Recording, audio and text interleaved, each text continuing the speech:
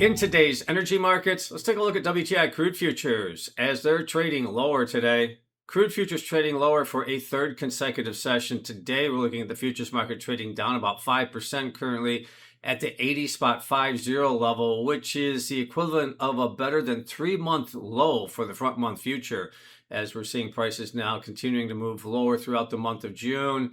And today's price action has shifted us quite dramatically lower to start this week.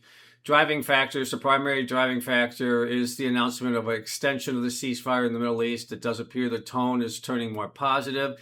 There were inferences of that late last week, which started this downward cycle. And now today we're seeing significant price action as we did see the futures market dip below 80 intraday, but still holding above the 80 handle here as we move through the afternoon.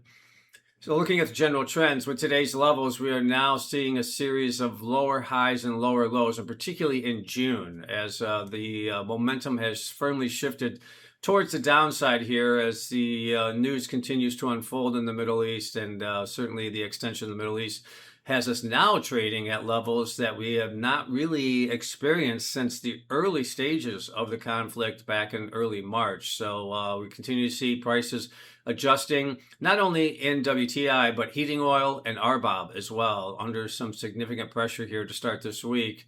So WTI selling off for a third session and now flirting with that 80 handle and trading down to a better than 3-month low.